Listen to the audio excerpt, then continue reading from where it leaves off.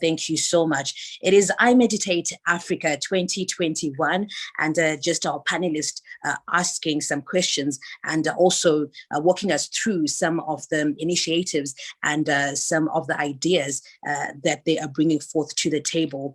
Joining us now, let me call on to the platform Willice Onyango, who is the CEO and the founder and executive director at the Youth Café, which is a multi-award winning Pan-African youth organization. And his leadership and guidance is redefining the story of Africa's youth. Willice, good afternoon to you. And as our theme is saying, a strong mind building a resilient Africa. In line with the youth that you work with, what can you say around this theme? And when you're done, you can also go on to ask a question to Gurudev Sri Ravi Shankar. Hello, everyone. I would first and foremost want to thank the Art of Living Foundation for inviting us to be part of such an esteemed group of people. It is truly an honor to be here with all of you. My name is Willice Onyango, and I'm the Executive Director of a Pan-African youth-led and youth-serving organization called the Youth Café. The Youth Café strives to enrich the lives of young people by modeling and advancing youth-led and right-based approaches to foster young people's civic efficacy, community resilience, sustainable development, and equitable society, as well as in proposing innovative solutions, driving social progress, and inspiring transformative change. Young people comprise more than 75% of Africa's total population. At the Youth Café, we believe the youth are a tremendous and essential asset worth investing in. However, what we've seen is, since the start of the pandemic, a surge of symptoms related to stress, anxiety, and other mental health issues among young people in Africa and indeed globally. This hinders their ability to unlock their full and true potential. Young people that we work with across the continent are disproportionately affected by the secondary impacts of COVID-19 pandemic. And this has serious ramifications and consequences for mental health as well as well-being. Untreated, these conditions have serious effects on young people's development progress, their life chances, family life, and indeed educational achievement, with long-term risks for poor health, social and economic marginalization, leading to unemployment.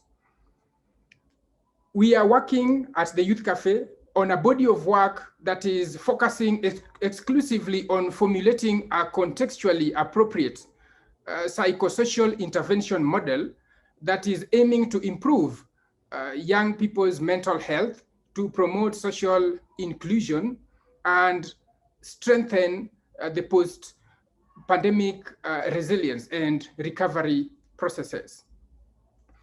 We see an increase in mental health care needed, particularly for vulnerable populations in Africa. Yet, as this need expands, only one mental health provider is available per 100,000 people in Africa, as one of my speakers mentioned. And studies we see have confirmed that mental and social benefits of meditation, hence it is a mechanism worth harnessing. And we think that this has ability to strengthen the and make flexible, as well as reduce symptoms of stress, depression, and anxiety.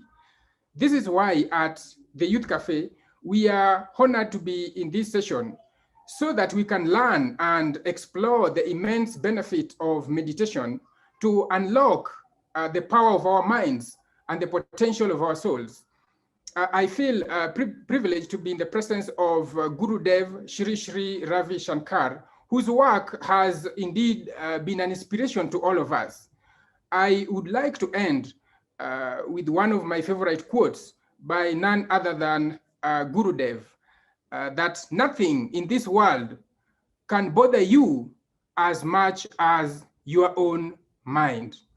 With respect to my question to Gurudev, the COVID-19 has increased threats to mental health and exacerbated pre-existing global inequalities.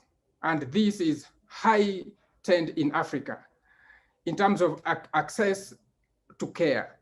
In your opinion, how could we address these challenges to achieve a youth-centered post-COVID recovery, given the close links between youth mental health, social disability, and economic development? Thank you. Wonderful, Onyango. Let me congratulate for your initiatives in Youth Cafés. Let me also wish you that you get good success in creating more and more Youth Cafés all over Africa. You know, youth have a lot of energy, they need direction. These energy need to be channelized properly. And without that, otherwise it will create a lot of frustration and then depression. What we find amongst the youth is when they are in the lockdown, either they get so frustrated and get into depression, or on the other side, they become so aggressive and their relationship with everybody becomes so sour. Now, at this time, it is the best way to keep the mental balance is through meditation. So iMeditate Africa is just the beginning to introduce youth to meditation. More and more youth can get benefit out of it, so that they are able to be the master of their mind. They're able to control their emotions. They're able to control their anger. See, whenever someone does something out of anger and unconscious anger, that they end up regretting later on, isn't it? So in order for them not to regret their action, we need to bring them more awareness, mindfulness, and that happens through meditation.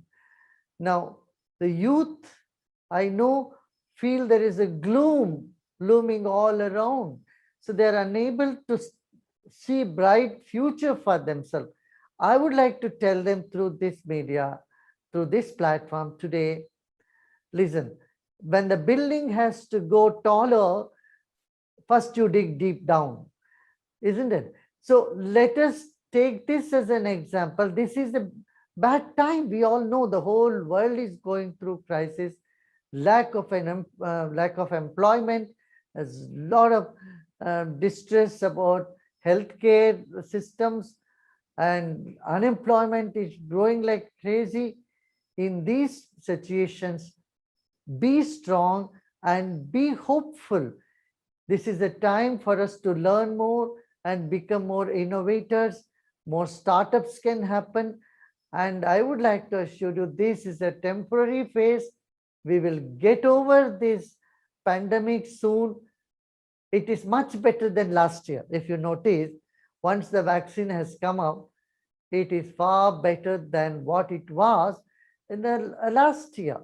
So now more medicines are being tested. Once we get a cure for this, which is happening through herbal medicine, Ayurvedic system is doing research on it. There are some Ayurvedic herbal medication which has found to be very useful in turning the situation. So once this sort of medication is being found by whether allopathy or Ayurveda or some system, we would be even more confident to handle the pandemic. So I would like to give the youth this message. This is a temporary phase. You have bright future. Just hang on there. Just hold on and move forward.